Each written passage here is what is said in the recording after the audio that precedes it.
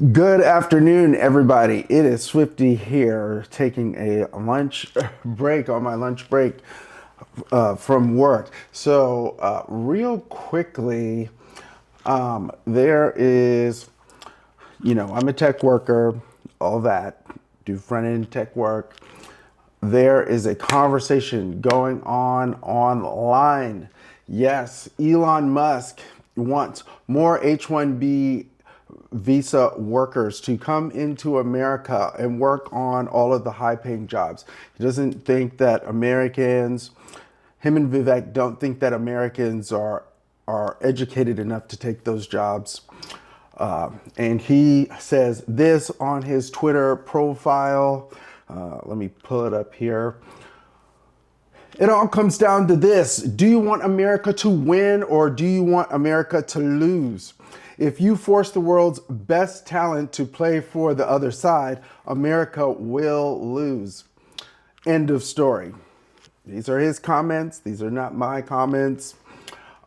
So this is what he's saying. He's saying that they need to be able to hire more tech workers in order to facilitate, in order to, do more business, or, they're better tech workers, whatever. And on the surface, this seems legitimate. This seems like a valid concern.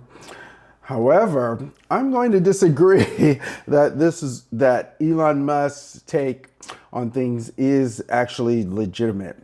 I think that Elon Musk is out for Elon Musk, and he is trying to hire in as much cheaper labor as possible. In this case, when you come in with the H1B visa, they have to go through a whole process to get you into the country to do the work. And, that is very costly for him. And then also, what happens is you are locked down to that company until I think it's something like 4 years. And you are stuck at that company for a minimum of 4 years. Well, in the tech world, people usually switch jobs after about 2 or 3 years. And sometimes even 1 year if they're being underpaid.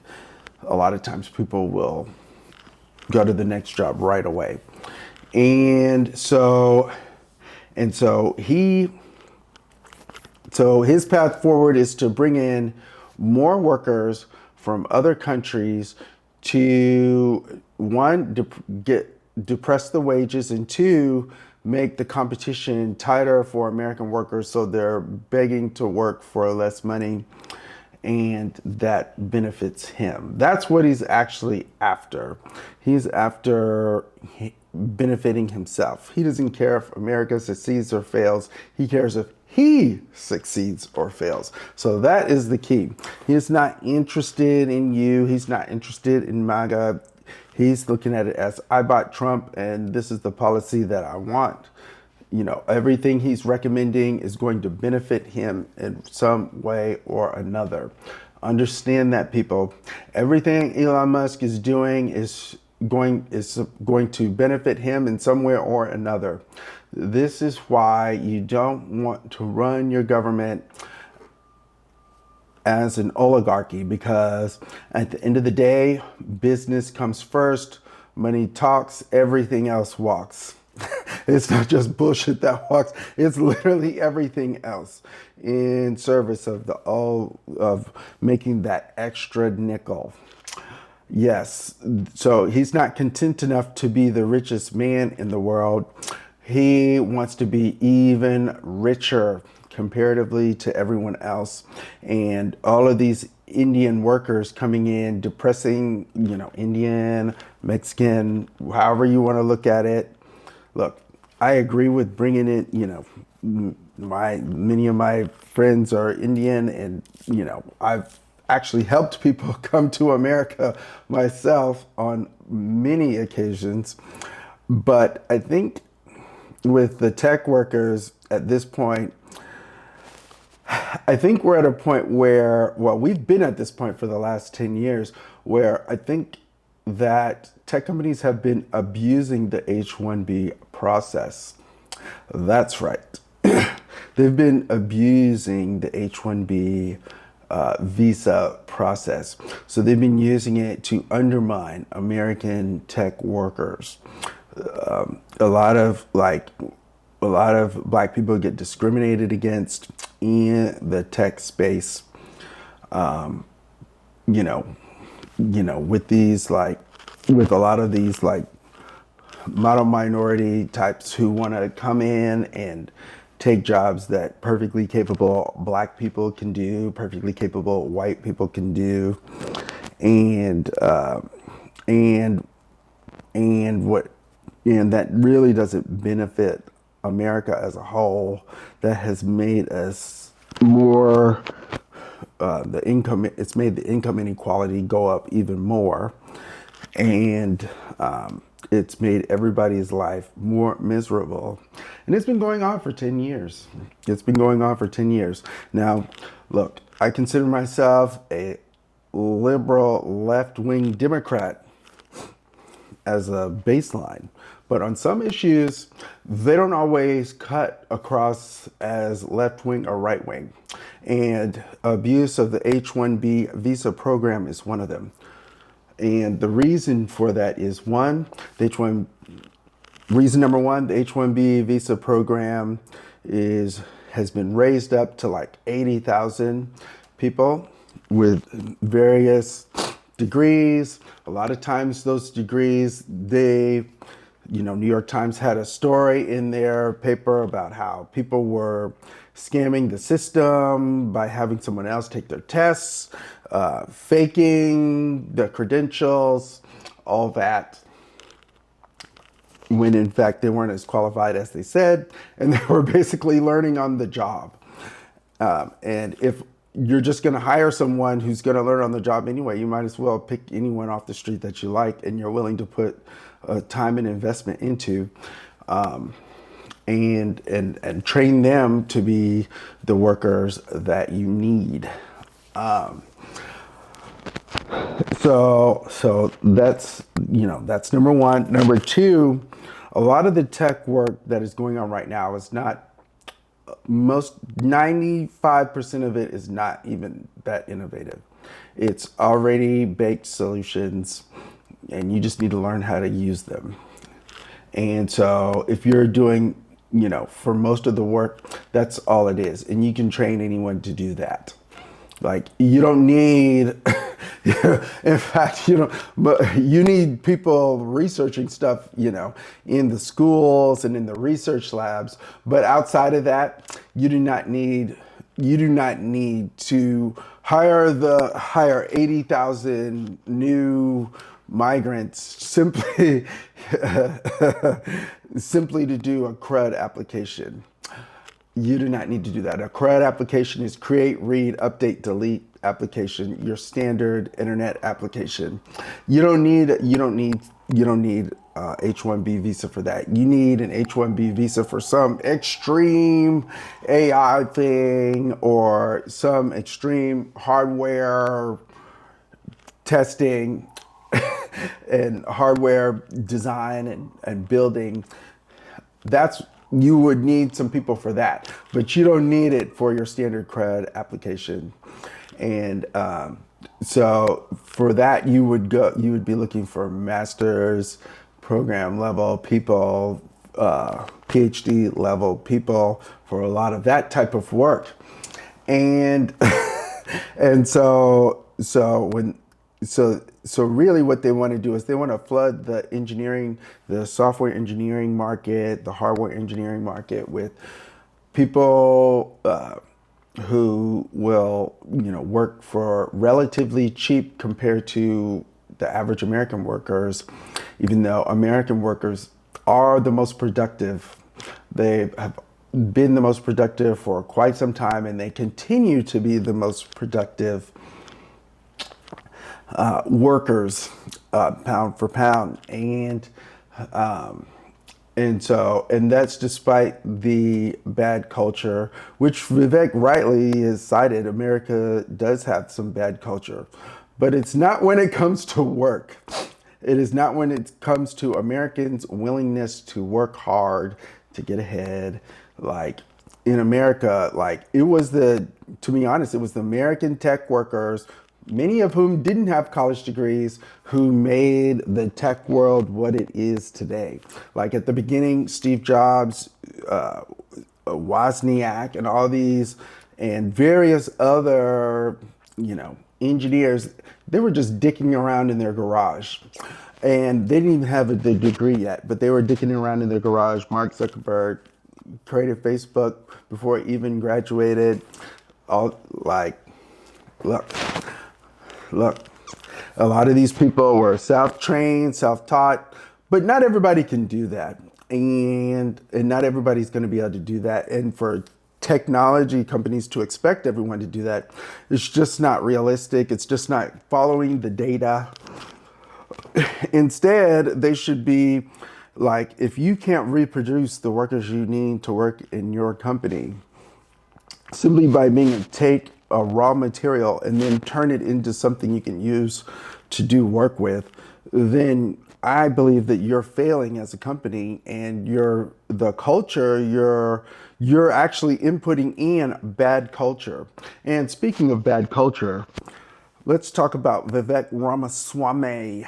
Yes, bad culture. He cooked up that financial scam that got Martin Shkreli, the guy who was jacking up the price of buying these companies, putting them out of business, jacking up the price on medications and all that, of HIV, life-saving HIV medications, and doing all kinds of other smarmy financial schemes behind the scenes. Ramaswamy cooked those schemes up first, and then Martin Shkreli got put in jail for it because people found out about it and they were so disgusted. But Ramaswamy at that point had already, gotten off basically. And so people need to look into that. That's the type of culture that Ramaswamy is trying to bring in with this H1B visa program. So to the extent that he's criticizing the culture, for American culture, for being bad, he wants to bring in more bad American culture, a culture of greed, a culture of avarice, a culture of like, it's do anything to get that extra nickel now, do it now, anything. And he's not even a hard worker. He's just a good scammer.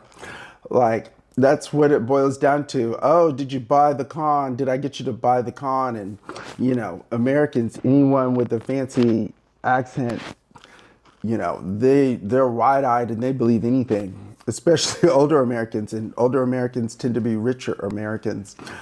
And if you're not black, even better. So you've got the racism playing in on all sides. And the Democrats, okay, let's talk about the Democrats. The Democrats are saying, well, all maggots are stupid.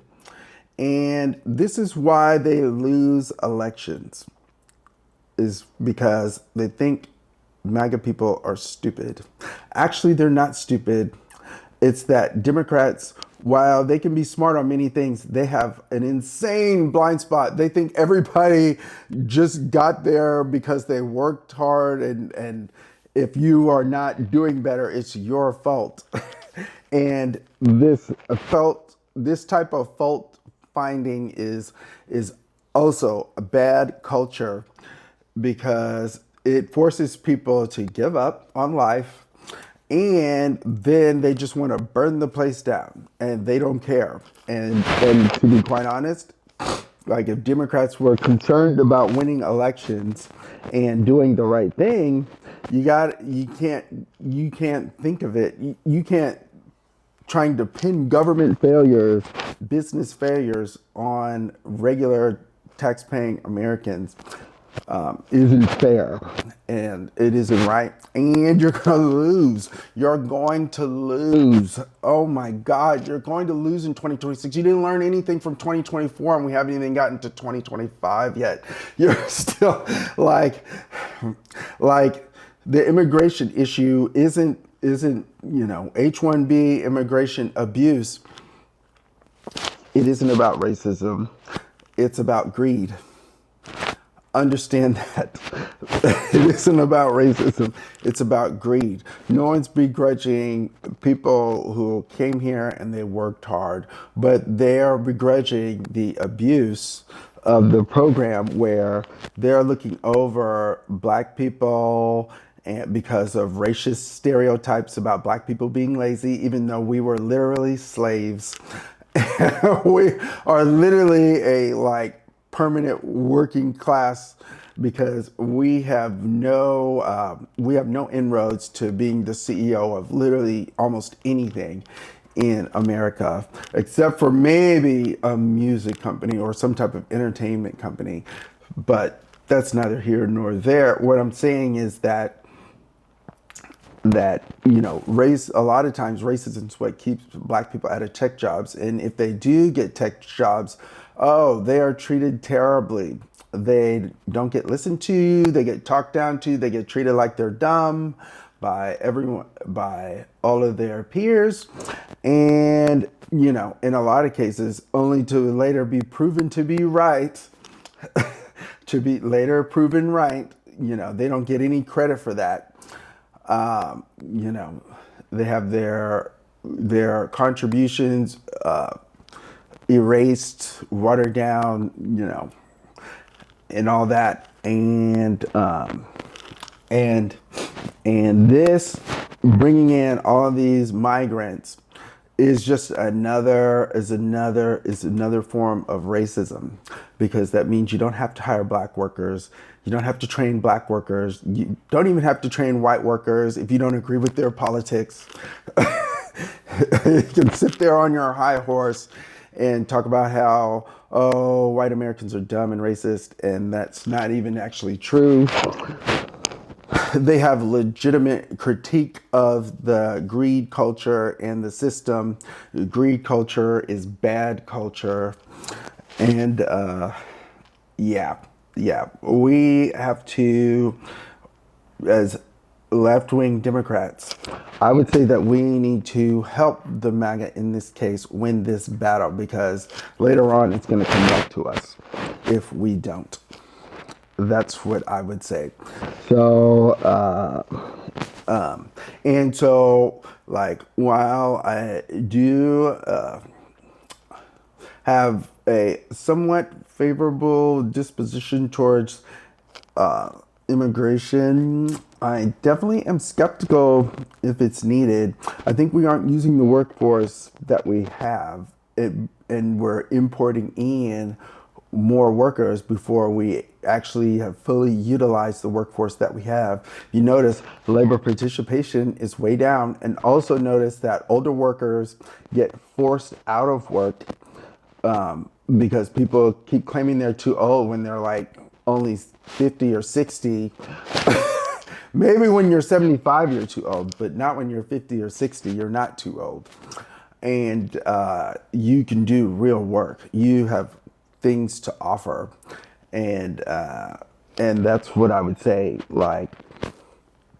That's what I would say to that. You don't always need the kid that just got out of college, or the kid that just got off the boat. You can use an older worker to do that work. They are perfectly capable, and they're mature and responsible most of the time, like most people, and you'll be improving your business, but not wasting time.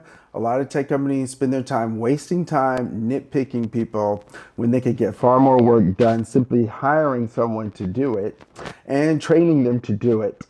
And that would be cheaper than whatever it is they're doing, shuffling around resumes for months on end, before they pick the perfect person, the 10X.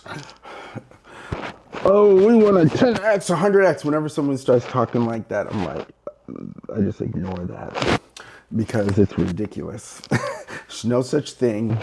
You're going to have to be a team and work together and work through your strengths and weaknesses. Um, like, that's at the end of the day, companies don't want to work through the problems. They think they can just hire a ready-made product. And the truth is, when you start a new company, you aren't a ready-made product. You've got to learn their business. You've got to learn their methods. You've got to learn why they made certain decisions and the things that they care about. That is, in addition to learning, the technology and the software and how to build it for this particular company's needs and this particular use case. So again, I agree with the MAGA on this. Granted, I'm a left-wing Democrat. I don't agree with racism, and I don't agree with the characterization of this particular thing being something about racism. It is about jobs. It is about class, and anyone who is saying otherwise. Oh, and hold up, and sorry, actually, to the extent that it is about racism, it is about racist stereotypes. And when I say racist stereotypes, I mean racist stereotypes about black people and white people, and racist stereotypes about Americans generally, that we're all stupid and lazy, even though we came up with all these technologies that all the whole world uses now and is building their society off of, but we're lazy and stupid. I would say that we're not lazy and stupid, and we shouldn't be treated that way. And again, I think that new tech H1B visas, STEM, all that should be limited to 20,000 per year, if that, if that. Because right now, what they're saying is, oh, you're too expensive to work lower jobs, and now you're too expensive to work higher jobs. So we're just not good to work any jobs. That's what they're saying. So they're deprioritizing American work while they want to definitely prioritize American consumption. I'm sorry, but you can't get American level consumption if Americans don't work. And I mean, don't work low or high paying jobs. Like, you need all those jobs if you want to sustain the America level consumption. And no other country is going to be consuming at the level of Americans, just because that is the way our culture is. But also, I would say it's going to take a little bit of time for us to pare down our consumptions to what we really need, because sometimes you go through a phase where you're like trying stuff out and seeing what do I actually need versus what do I actually don't need. And once you get to that equilibrium where you kind of have what you already need, then you stop spending. But that's when you can make money from, investing in other countries to, even out the stream. But again, endless growth should not be a goal. Building a good society should be the goal. Creating good culture should be the goal. Greed is not good culture. And greed is bad culture. Greed at all costs, very bad culture. I know I'm repeating myself a little bit, but I just gotta repeat that point. And so, in any case, I hope you all are having a wonderful afternoon. Look, I would say to left-wing Democrats and also MAGA Republicans, and tech workers, that we should stand with the MAGA on this H1B visa issue, and on similar immigration visas for lower paid work as well, because lower paid work is physical work and shouldn't be paid so little. and because you're literally taxing your body and putting strain on your body. And two, because we as Americans need to retain the ability to build real things in real life. And if we are dependent on foreign migrants to do anything that matters, then we are in trouble. We are losing. What happens when they stop coming over? What happens when we no longer have the skill to build it? Because people have aged or died, you know, like, I think it's bad. We need to retain skills. Also, one other note before I go. I know I'm rambling, but the fact that businesses are not teaching people how to do the work they need done, like they just think you're supposed to come in as a ready-made product, and they're not going to teach you hardly anything. They just say, here's our code base, or here's, and you're just supposed to automatically, well, figure it out. That's gross. That's disgusting. And it's a terrible way to run a business. It is a terrible way to run a business. And it's why a lot of businesses aren't so lucky, is because that is the mindset a lot of startups and a lot of tech businesses have is, well, here's the GitHub. Here's the GitHub code base. Figure it out. And then you got to beg and plead with other engineers and other product managers and whatnot so you can understand what the hell is going on and why it's going on. I think that's a terrible. They should have all these tech companies should have structured programs to groom you into what they need you to be for the company to further business goals. Because one, that will make you a better engineer, that'll make you a better person in general, and it will create a better society in general. And arguably, I would say a lot of these tech jobs, you don't actually need the college degree so much as you need the experience, because you learn more on the job than you learn, sitting in the classroom for yet another 4 years. If you're not doing any serious research and you're not looking for a research track or a doctor track or a lawyer track, I just think you can teach people. And I feel like the business community has gotten lazy, and they've gotten away with, those of us who've trained ourselves for so long that they expect everybody to come in being a ready-made product. And they say, oh, well, American workers aren't ready. Well, and the schools aren't teaching them. My thing is, then you need to train them because then you need to fill in the gaps. You as the business need to fill in the gaps, and you need to be willing to pay the extra taxes necessary to get the type of education outcomes you want. But instead, they're nitpicking the tax code to death, trying to get that extra nickel, and then lobbying Congress to lower taxes. Meanwhile, they're claiming that the kids aren't educated enough. Okay, well,